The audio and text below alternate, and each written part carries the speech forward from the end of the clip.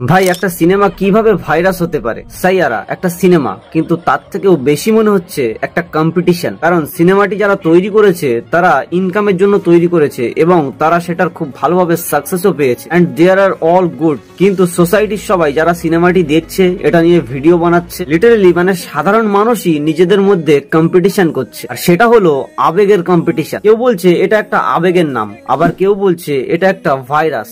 অনেক সিনেমা হলে দেখা গেছে যে দর্শকরা সিনেমা দেখতে গিয়ে নিজের শার্ট খুলে নাচছে, চিৎকার করছে, ফোনের ফ্ল্যাশ লাইট জ্বালিয়ে, মানে যেন মনে হচ্ছে যে একটা কনসার্টের পরিবেশ তৈরি করছে তারা সিনেমা হলের ভিতরেই। কেউ বলছে এটা পেড পিআর স্ট্যান্ড, আবার অনেকেই বলছে যে এই আবেগটা একদম আসল। ভাই একটা ভিডিওতে তো এমন দৃশ্য দেখা গেছে যে একটা লোক আইভি ড্রিপ নিয়ে হসপিটালের বেড থেকে সরাসরি মনে হয় সিনেমা হলে চলে গেছে এই সাইয়ারা মুভি দেখার জন্য। তাহলে এটা নিয়ে এখন কি বলা যেতে পারে? এটা কি ভালোবাসা নাকি পাগলামি? আরেকজন দর্শক দেখা যাচ্ছে গান শুনেই কেঁদে ভাসাচ্ছেন, মাটিতে শুয়ে পড়ছেন, বুক চাপড়াচ্ছেন। কেউ কেউ তো সিনেমা হলের ভিতরেই সেন্সলেস হয়ে পড়ছে। এইসব দৃশ্য থেকে তো অনেকে বলতে শুরু করেছে যে মানসিক প্রভাব অনেক গভীর, আবার কারো কারো মতে যে এটা মানসিক ভারসাম্য হারানোর ফল। সেই সঙ্গে এটাও বলা হচ্ছে যে যারা প্রেম ভালোবাসায় গভীরভাবে ধাক্কা খেয়েছে তারাই এমন রিয়াকশন করছে হলের ভিতরে গিয়ে। কেউ কেউ সাইয়ারা মুভিটা আশিকি 2 এর সঙ্গে কম্পেয়ার করছে। এর আগেও প্রেমের গল্প নিয়ে অনেক মুভি এসেছে, সাইয়ারা প্রথমবার নয়, কিন্তু সেই সব মুভি দেখে এমন রিয়াকশন কখনোই দেখা যায়নি। প্রেমের গল্প নিয়ে যদি বলতে হয়, সালমান খানের তেরে নাম মুভিটা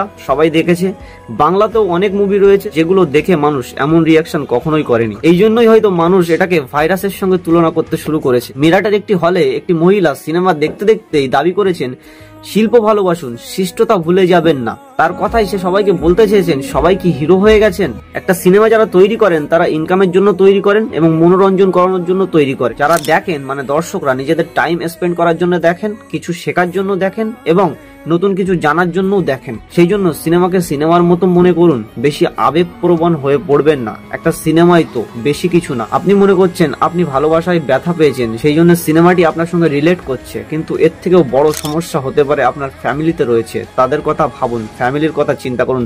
সিনেমা নিয়ে আবেগপ্রবণ হবেন না, কারণ সিনেমা যারা তৈরি করেছে, আবারও বলছি, তারা কিন্তু টাকা কামিয়ে চলে গেছে। আপনি আবেগপ্রবণ হয়ে পড়বেন না, সিনেমার মতো দেখুন, ভালো কিছু শিখুন। কারণ এই সিনেমা দেখে যদি আপনার লাইফে এতটা ইম্প্যাক্ট করতে পারে, তাহলে আরো ভালো ভালো অনেক সিনেমা রয়েছে যেগুলো থেকে অনেক কিছু ভালো কিছু শেখার আছে। সেইগুলো দেখে আপনি কেন ভালো কিছু করেন না?